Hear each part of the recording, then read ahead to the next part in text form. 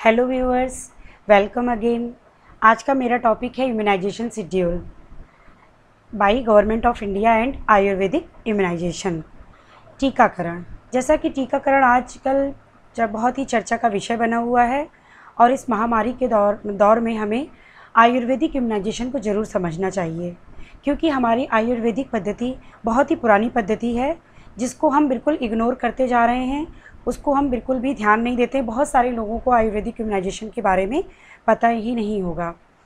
Video के लिए मुझे बहुत सारे रिक्वेस्ट आए कि आपने इम्यूनाइजेशन पे कुछ बनाया है, तो आयुर्वेदिक इम्यूनाइजेशन पे भी हमें कुछ बताइए।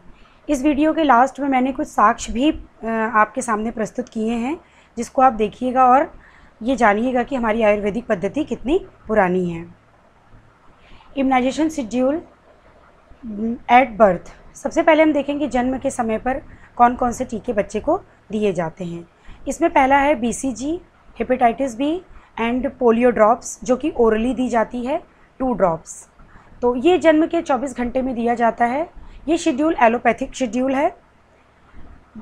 1.5 मंथ, 1.5 महीने पर बच्चे को फिर से अगेन पोलियो की जो ड्रॉप है वो अब डोज़ इसमें बढ़ जाती है, इसलिए मैंने यहाँ पे डोज़ 1 लिखा है।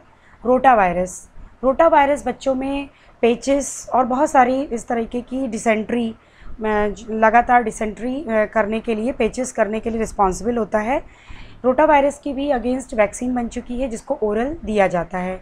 ये वैक्सीन अभी जल्दी ही नई ऐड हुई है गवर्नमेंट ऑफ इंडिया के शेड्यूल में। द नेक्स्ट इज़ पेंटावैलेंट, जैसे कि नाम से ही पता चल रहा है, पेंटा मीन्स 5। इसमें 5 तरह के एंटीजन के खिलाफ वैक्सीन तैयार की गई है, जिसको लेफ्ट मिड थाई में दिया जाता है।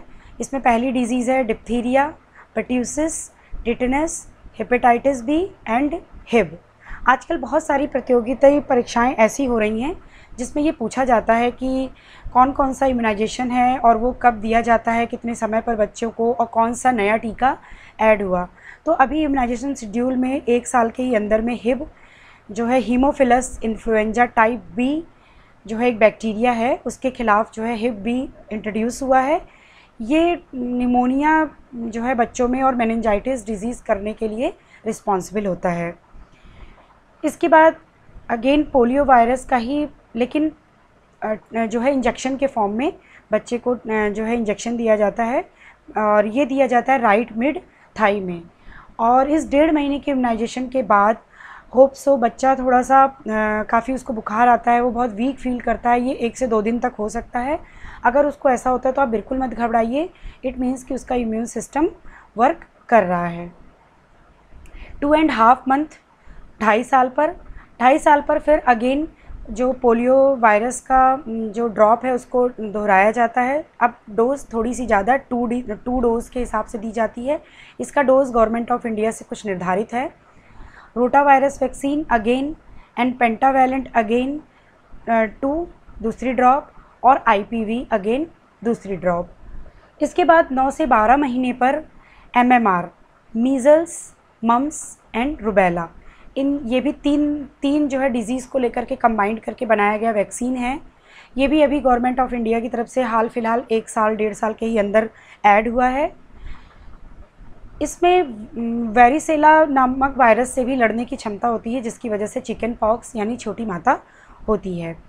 अगेन इसमें दूसरी वैक्सीन है JE vaccine, Japanese encephalitis vaccine 1, इसका दूसरा भी डोज होगा।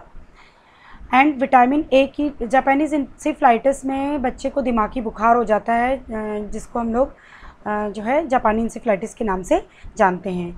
विटामिन A की ओरल डोज पिलाई जाती है, क्योंकि आपको पता है विटामिन A जो है हमारी आँखों की रोशनी के लिए, रेटिना के लिए बहुत ज़रूरी होता है। 1.5 ईयर से लेकर के 2 ईयर तक, यानी 1.5 साल से 2 साल के बीच में, इसमें आप कभी भी 1.5 से 2 साल के बीच में ये डोज दोबारा ले सकते हैं। MMR2, जापानी इंसेफ्लाइटिस 2, विटामिन A की सेकेंड डोज, एंड DPT का बूस्टर एंड OPV का बूस्टर। अब ये बूस्टर का क्या मतलब है? बूस्टर का मतलब कि डिप्थीरिया, पर्टूसिस और टिटनस का हम बूस्टर डोज लेंगे, क्योंकि ऑलरेडी जो पीछे हमने इस तरह की जो वैक्सीन्स ली हुई हैं मिक्स फॉर्म में, तो यहाँ पे बूस्टर डोज लेने पर ये देखा जाता है कि बॉडी में अगर हम बूस्टर डोज लेंगे तो हमारी बॉडी और बहुत ज़्यादा जो है एंटीबॉडी प्रोड्यूस करेगी। क्योंकि ये जो मेरा आज का वीडियो है वो एक जनरलाइज्ड वीडियो है, सब लोगों के लिए है, तो इसलिए हम इसमें बहुत सारे साइंटिफिक टर्म को बहुत ज़्यादा डिटेल में नहीं बता रहे हैं। अभी मेरे बहुत सारे लगातार वैक्सीनेशन और इम्यून सिस्टम पे जो वीडियो आ रहे हैं उन सब में मैंने ये डिस्कस किया हुआ है। वैक्सीन फॉर प्रेग्नेंट वुमेन, तो हम यहाँ पे देखेंगे प्रेग्नेंट वुमेन को भी कुछ वैक्सीन्स दी जाती हैं। तो TT1 अर्ली स्टेज में यानी टिटनेस का पहला टीका कुछ सप्ताह में प्रेगनेंसी के, और टिटनेस का दूसरा टीका लगभग 4 हफ्ते के बाद।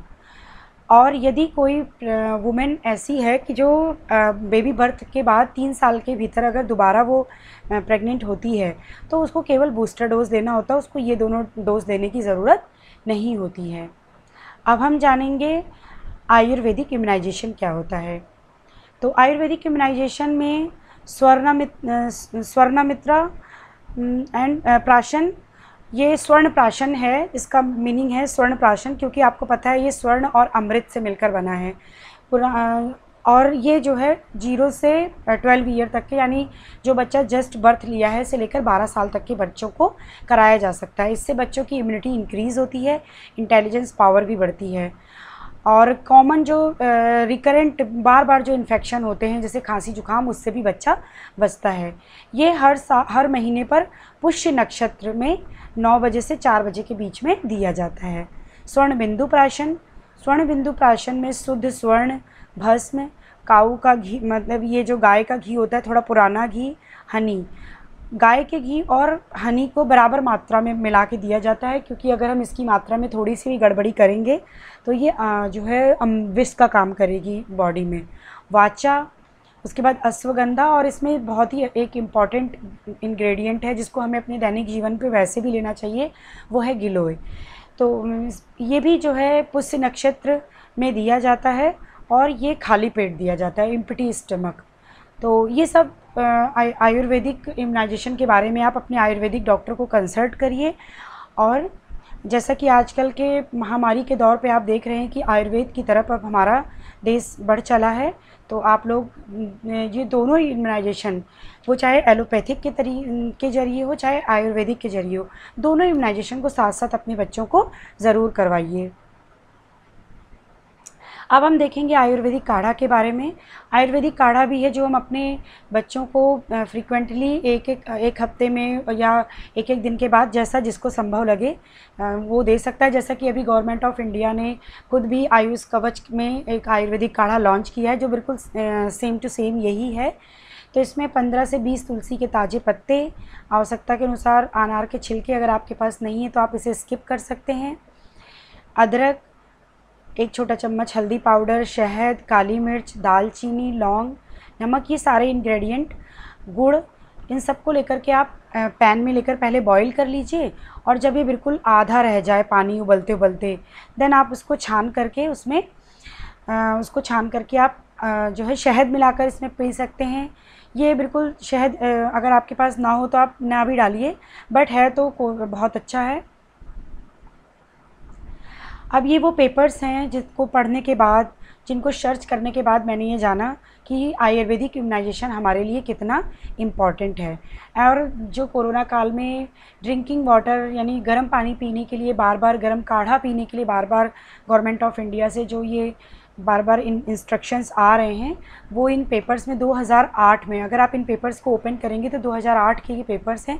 उनमें ये सारी बातें, हॉट वाटर को कैसे पीना है, ये काढ़ा क्या होता है, इंग्रेडिएंट्स इसके क्या हैं, ये चारों पेपर में ये बातें दी हुई हैं। तो मेरे ख्याल से अब आप लोग भी आयुर्वेदिक की तरफ अपने परिवार वालों को ले जाएंगे, अपने बच्चों को आयुर्वेदिक इम्यूनाइजेशन कराएंगे। तो ये आज का मेरा जो वीडियो था वो जनरल अवेयरनेस पर आधारित था। होप सो आपको ये वीडियो पसंद आया होगा। अगर आपको मेरा वीडियो पसंद आया है तो प्लीज़ आप इसको सब्सक्राइब करिए, हिट और press the like button and share your friends and family members. Thank you very much.